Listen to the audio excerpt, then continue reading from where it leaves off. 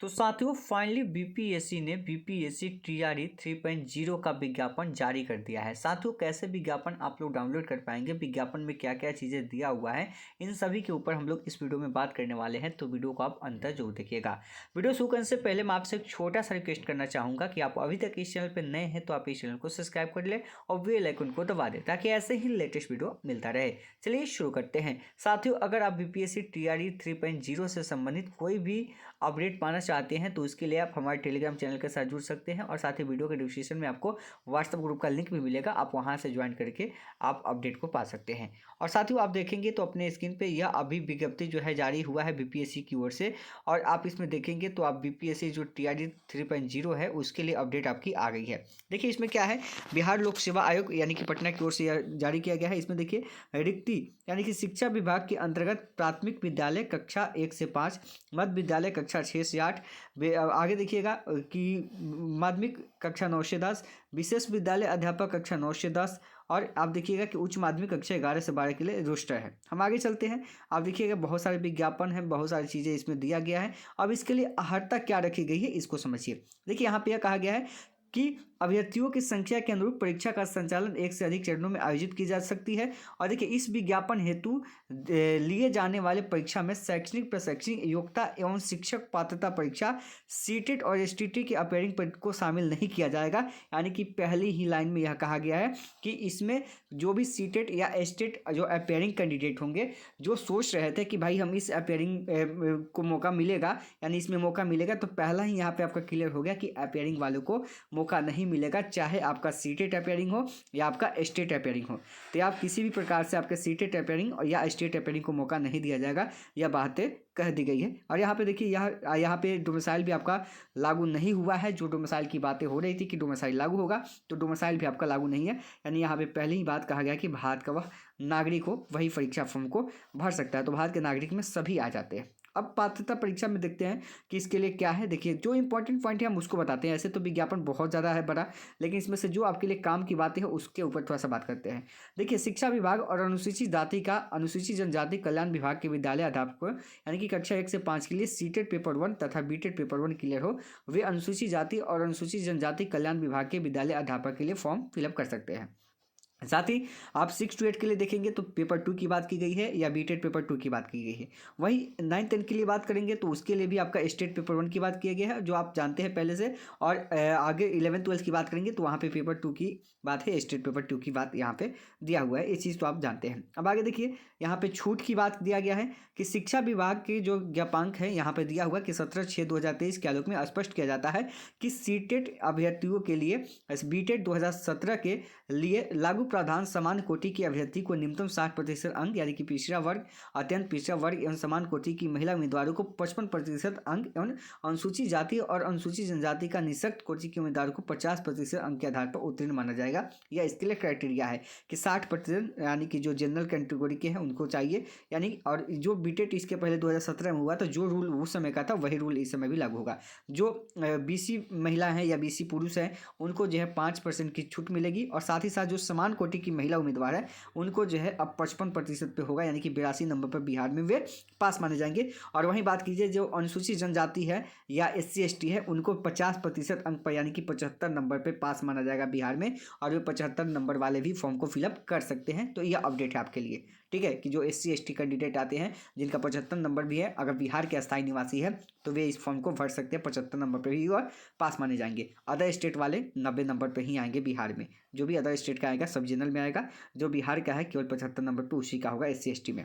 आगे देखिए कि शिक्षा विभाग तथा अनुसूचित जाति और अनुसूचित जनजाति कल्याण विभाग के लिए यहाँ पे दिया गया है कि 50% अंकों के साथ, और साथ ही साथ प्रारंभिक शिक्षा में द्विवर्षीय डिप्लोमा हो, चाहे वह किसी भी नाम से हो, चाहे वह DLED हो या आपका JVT हो या VTC हो, अलग अलग नामों से इसको जानते हैं। तो इसके लिए क्राइटेरिया हो गया। ये चीज़ें तो आप देख सकते हैं कि क्या क्या इसके लिए क्राइटेरिया रखा गया, ये सभी तो आप जानते हैं। आगे चलते हैं और देखते हैं कि आगे क्या काम के लिए आपकी आगे जो है कौन सा न्यूज आपके लिए काम की हो सकते हैं इसमें। तो ये सभी जो है शैक्षिक योग्यता रखी गई है जिसमें आप देख सकते हैं। देखिए यहाँ पे यह कहा गया है नॉइस वाले के लिए कि नोट यहाँ पे यह कहा गया है, देखिए इस लाइन को आप अच्छे से पढ़िए कि इस वर्ग 6 से 8 के गणित और विज्ञान विषय के लिए इसके बारे में दिया हुआ है यहाँ पे देखिए। परंतु शिक्षा शास्त्र में डिप्लोमा यानी कि विशेष शिक्षा एवं विशेष आपका बीएड है के लिए केवल भारतीय पूर्णावास परिषद द्वारा ही मान्यता प्राप्त होना चाहिए। ऐसी योग्यता प्राप्त अभ्यर्थियों को नियुक्ति के बाद प्रारंभिक शिक्षा शास्त्र में राष्ट्रीय अध्यापक शिक्षा परिषद द्वारा मान्यता प्राप्त पाठ्यक्रम मान्य होगा। ऐसी योग्यता प्राप्त अभ्यर्थियों को नियुक्ति के बाद प्रारंभिक शिक्षा शास्त्र में राष्ट्रीय अध्यापक शिक्षा परिषद द्वारा मान्यता प्राप्त 6 माह का विशेष प्रशिक्षण प्राप्त करना आवश्यक होगा। संबंधित विद्यालय अध्यापक को इस प्रशिक्षण को पूर्ण हेतु 6 महीने का समय उनको दिया जाएगा। अब देखिए यहाँ पे कहा गया है कि शिक्षा विभाग बिहार के प्रतांक 2223 दिनांक 7/12/2023 के आलोक में न्वाइस द्वारा प्रदत्त 18 महीने के डीएलएड की जो मान्यता है उसकी उपाधि मान्य नहीं होगी। यानी यहाँ से ये भी क्लियर हो गया आपका कि जो डीएलएड की कोर्स होगी, जो न्वाइस वाले यह कह रहे थे कि भाई हमको मौका इसमें मिलेगा, तो अब यहाँ पे आपका भी पत्ता साफ है, आपको यहाँ पे भी छूट नहीं मिलने वाला है। ये बात भी आपका क्लियर हो गया है कि यहाँ पे आपको छूट नहीं मिलेगा। अब देखिए आगे है कि कक्षा 6 से 8 के लिए विद्यालय अध्यापक के पद के लिए नियुक्ति हेतु शैक्षणिक एवं प्रशैक्षणिक योग्यता में जो शैक्षणिक और प्रशैक्षणिक योग्यता है उसमें 5% की छूट दी जाएगी। इसको आप देख लीजिएगा। आगे देखिए, आगे जो आपके लिए काम की बातें हैं इसमें शारीरिक शिक्षा का भी आया हुआ है, इसको आप देख लीजिएगा। जो आपके लिए जरूरी है हम इस पीडीएफ को भी भेज देंगे, जो आप वीडियो के डिस्क्रिप्शन में लिंक देख पा रहे हैं, टेलीग्राम चैनल और आपका व्हाट्सएप ग्रुप, वहाँ पे भी हम शेयर कर देंगे ताकि आप वहाँ से देख सकते हैं। आगे चलते हैं और भी देखते हैं आगे जो काम की खबरें हैं जो आपका, उसके ऊपर हम लोग बात करते हैं। आगे हम चयन प्रक्रिया की बात करेंगे, थोड़ा सा एग्जाम आपका जो सिलेबस होगा उसके बारे में हम बात करने वाले हैं। यहाँ पे देखिए चयन परीक्षा यानी कि लिखित जो परीक्षा है वो आपका वस्तुनिष्ठ प्रकार का होगा। आगे देखिए कि जो लिखित परीक्षा है आप उसके लिए पाठ्यक्रम देखेंगे तो आपका यहाँ पे जो प्रश्नों की संख्या होगा यानी कि आपका जो प्रश्न होगा वो आपका 2 भागों में होगा। एक आपका 30 नंबर का जो आपका लैंग्वेज है, जो आप हिंदी इंग्लिश की बात करते हैं, और दूसरा आपका क्या है, दूसरा जो आपका जो जीएस का पेपर होगा। और देखिएगा 2.5 घंटे का समय होगा, 150 आपका प्रश्न होगा। और देखिए कक्षा 1 से 5 के लिए क्या है कि यह 2 भाग में होंगे, भाग 1 और भाग 2। भाग 1 जो होगा आपका भाषा हटता यानी कि अंग्रेजी या हिंदी या उर्दू हो सकता है, बांग्ला भी हो सकता है जो उसमें है, और इसमें कम से कम आपको 30% अनिवार्य होना चाहिए। यानी कि इस भाग में आपको कम से कम 30% नंबर लाना होगा, यानी कि 9 नंबर लाना होगा तो ही आपका कॉपी जो है सेकंड चेक होगा। फिर वही से कंडीशन आ गया है जो कि इसमें भाषा की हत्या को खत्म किया गया था लेकिन फिर से इसमें लगा दिया गया है। आगे समान अध्ययन में देखिएगा तो आपका दिया गया है कि जो गणित है, आपका मानसिक क्षमता है, प्रशिक्षण है, परीक्षण है, समान जागरूकता, करंट अफेयर्स है, समान विज्ञान है, सामाजिक विज्ञान है, भारतीय राष्ट्रीय कांग्रेस है, भूगोल है, पर्यावरण शामिल है, इस सबसे क्वेश्चन पूछा जाएगा। जो भी क्वेश्चन होगा वो एससीईआरटी एनसीईआरटी पे होगा और न्यूनतम अर्हता के आलोक में ही इसको शामिल किया जाएगा, अब पता है। और इसके लिए अगर आप मान लीजिए 1 to 5 के लिए बढ़ रहे हैं तो फिर आपके इंटर लेवल तक का क्वेश्चन रहेगा। ये जो बात पहले आपका कहा गया था वही चीज़ है, इसमें कोई नया चीज़ नहीं है। तो जो सिलेबस पहले से देखे थे आप लोग वही सिलेबस इस बार भी है, आपको इसमें कोई भी सिलेबस चेंजिंग देखने को नहीं मिलेगा। ठीक है, तो इसके लिए आपको ये नहीं परेशान होना है कि इस बार सिलेबस जो है चेंज हुआ है। जो सिलेबस आपका पहले से था वही सिलेबस आपका इस बार भी होगा। आगे देखिए सभी विद्यालय अध्यापकों के लिए यहाँ पे देखिए जाने वाली लिखित परीक्षा वस्तुनिष्ठ और वैकल्पिक होगी और प्रत्येक गलत उत्तर के लिए ऋणात्मक अंक नहीं होगा। यानी कि यहाँ पे यह भी क्लियर है कि आपका निगेटिव मार्किंग इस सब में नहीं होने वाला है आपका एग्जाम में, इस चीज़ का भी ध्यान रखिएगा। मेगा सूची का निर्धारण की बात की गई है कि भाई मेगा सूची का निर्धारण कैसे होगा।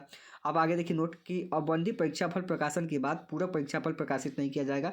यानी कि आप देखिए यहाँ पे यह कहा गया है कि जो आपका सप्लीमेंट्री रिजल्ट है उसको भी नहीं यहाँ पे लाया जाएगा। आप मानते हैं कि एक बार जो है एक कैंडिडेट का अगर 4 जगह रिजल्ट हो जाता है तो उसके बाद कोई भी सप्लीमेंट्री रिजल्ट नहीं जारी होगा, वह सीट बच जाएगा, आगे चला जाएगा। इसमें कोई भी आपका साक्षात यानी इंटरव्यू नहीं लिया जाएगा। तो ये मेन पॉइंट है जो हम आपको बता रहे हैं, तो इन सब चीज़ों को आपको ध्यान रखना है। और आगे भी आपका दिया हुआ है, हाँ यहाँ पे आगे जिसका एग्जाम हम लोग जिसका वेट कर रहे थे कि आदमी निर्देश अभ्यर्थियों के लिए कोई अभ्यर्थी शिक्षा विभाग के बिहार राज्य विद्यालय अध्यापक नियुक्ति के जो शर्तें हैं 2023 के आलोक में अधिकतम 3 बार परीक्षा में भाग ले सकेगा।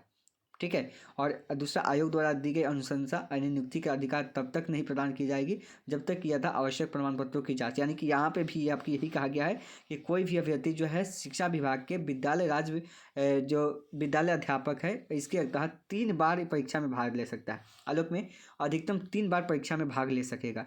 अब बताइए 3 बार, यहाँ पे ये भी क्लियर नहीं किया गया है कि 3 बार कैसे टाइम। हमने आपको बताया था कि वीडियो के माध्यम से कि अगर 1 to 5 के लिए आप जा रहे हैं तो वहाँ पे आपको 3 टाइम देना होगा, 6 to 8 के लिए 3 टाइम, 9th 10th के लिए 3 टाइम और आपका 11th 12th के लिए 3 टाइम हर के लिए आपको यहाँ पे दिया जाएगा। अब देखिए इसका आरक्षण का लाभ लेना चाहते हैं तो जो जाति आवासीय है उसकी बातें कही गई है, इसको आप देख सकते हैं। यहाँ पे जो आरक्षण का दावा करने वाली विवाहित महिलाएं हैं उनका जाति या अस्थायी निवास क्रिमिनल रहित प्रमाण पत्र उनके पिता के नाम से इन पता से निर्गत होना चाहिए। अभी आपका क्लियर हो गया कि जो शादीशुदा महिलाएं हैं अब उनका जो जातीय होगा, जो आवासीय होगा या जो क्रिमिनल बनवाएंगे वह प्रमाण पत्र उनके पिता के नाम से ही होगा। ठीक है, उसके पति के क्या कर रहा है कि उसके पिता के नाम से निर्गत होना चाहिए, ना कि उसके पति के नाम से, यानी कि पति के नाम से नहीं होगा, पिता के नाम से होगा। और उपयुक्त आरक्षण संबंधी सभी प्रमाण पत्र सत्यापन मूल्य रूप से प्रस्तुत नहीं करने पर आरक्षण का लाभ नहीं दिया जाएगा। ये बातें आपकी यहाँ से क्लियर हो जाती है। और इन सभी को यहाँ पे लाभ जो मिलने वाला कैटेगरी को आप कैटेगरी भी यहाँ पे देख सकते हैं। आगे जो देखते हैं इसमें जो और भी इंपॉर्टेंट आपके लिए जो बातें हैं उस पर देखते हैं। तो ऑनलाइन के लिए कौन कौन से डॉक्यूमेंट लिए जाएंगे उसकी चर्चा यहाँ पे किया गया है कि मैट्रिक प्रमाण पत्र आपका ये सब जो दिया हुआ है। जब फॉर्म का हम डेमो भर के बताएंगे तो आपको वहाँ पे हर एक चीज़ आपको हम बता देंगे, क्योंकि शॉर्ट में आपको हर एक चीज़ बताएंगे। यहाँ पे कोई भी आपकी वैकेंसी की तुलना नहीं की गई है, यह नहीं दिया गया है कि कितना डेटा आपका आने वाला है, कितना यहाँ पे कोई भी आपका मेंशन नहीं किया गया है। इस चीज़ में अभी तक यहाँ पे आप कोई भी चीज़ें नहीं देखने को मिली है। तो आगे देखते हैं आगे क्या दिया हुआ है कि आपका जो पेमेंट होगा आपका 750 रुपये होगा, जो जनरल कैटेगरी के लिए होगा। बाकी जो महिलाएं हैं उनको 200 रुपया, बाकी सभी कैटेगरी को। जो समान अभ्यर्थी है उनको जो है मात्र 750 रुपये देने होंगे, बाकी सबको आपका 200 रुपये देना होगा। और जो अन्य उम्मीदवार हैं उनको भी आपको 750 रुपये देना होगा। इस श्रेणी में अगर आते हैं तो आपको छूट मिलेगा, 200 ही रुपये में आपका काम जो है यहाँ से चल जाएगा। अगर वैसे अभ्यर्थी जो ऑनलाइन करेंगे उनके पास पहचान पत्र आधार संख्या नहीं है तो उन्हें जो बायोमेट्रिक के रूप में 200 रुपये अलग से उनको भुगतान करना पड़ेगा, इसका भी ध्यान रखिएगा। अगर OTP आपका नहीं आता है तो फिर भी आपके लिए समस्या होगी, आपका रिजल्ट जो है रुक जाएगा। इसलिए आपका मोबाइल नंबर आधार से मतलब लिंक होना चाहिए। अब देखिए इसकी ऑनलाइन जो रजिस्ट्रेशन करने की डेट रखी गई है 10/2/2024 से लेकर 23/2/2024 तक रखी गई है। और जो विलम्ब शुल्क के साथ रजिस्ट्रेशन करने की तिथि है 25 तक है। और ऑनलाइन आवेदन प्रारंभ करने की तिथि है जो 10 से शुरू हो जाएगी और 25 तक आपकी चलेगी, जो अविस्तारणीय है, यानी कि अब आपका विस्तार नहीं होगा। ये चीज़ पहले कह दिया गया है।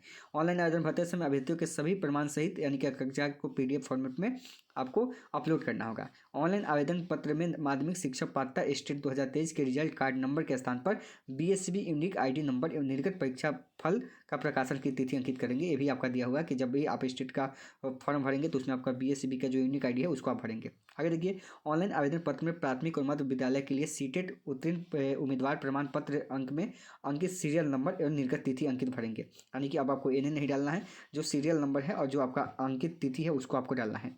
अभ्यर्थी यदि एक से अधिक विभाग के पद के लिए आवेदन करते हैं तो ऑनलाइन आवेदन हेतु भुगतान करने से पूर्व उम्र संबंधी शर्तों के बारे में उनको जांच लेना है कि भाई उसको वह फुलफिल कर रहा है कि नहीं। अभ्यर्थियों को आवेदन जो है प्रमाणित कागजात हार्ड कॉपी आयोग कार्यालय में भेजने की आवश्यकता नहीं है, यानी कि ऑनलाइन के माध्यम से होने वाला है। आगे देखिए कि अभ्यर्थियों का ऑनलाइन आवेदन भरने के समय जो भी योग्यता होगी शिक्षक पात्रता या दक्षता परीक्षा अनुभव एवं आरक्षण संबंधी दावों को सत्य मानते हुए परीक्षा आयोजित करने की आवश्यक होगी। ऑनलाइन आवेदन से भरे गए प्रमाण पत्र की जांच जो है यहाँ पे आपको देखने को मिल जाएगी। अब आगे देखिए आगे जो चीज़ें हैं बहुत ज़्यादा चीज़ें इसमें अब आपके लिए नहीं है। एप्लीकेशन को आपको डाउनलोड करके आगे के लिए रखना होगा। अगर आपका कोई भी रजिस्ट्रेशन कैंसिल होता है तो फिर कैंसिल को करेंगे, फिर से आप उसको भरेंगे तो फिर से आपको वहाँ पर एक्स्ट्रा पैसा देना होगा। आपको ये चीज़ ध्यान रखिएगा। और उसके अलावा आप देखेंगे तो यहाँ पर कोई भी सीट की चर्चा नहीं की गई है कि आपका कितने सीट पे जो है वैकेंसी आई है और कितने सीटों पे आपकी बहाली हो रही है। तो यही सब चीज़ें हैं, इसमें वैकेंसी की बातें अभी तक नहीं की गई है। और आगे जो दूसरे PDF के माध्यम से अगर इसकी वैकेंसी की बात आती है तो हम आपको दूसरा PDF भी आपको बहुत जल्द शेयर करेंगे अगर आती है तो। अभी तक जो डाटा थी हमने आपको इसमें से जो महत्वपूर्ण बातें हैं उसको शेयर कर दिया और इसका PDF आपको हम भेज देंगे, आप वहाँ से भी देख सकते हैं और आगे जो अपडेट आएगी उसको देंगे।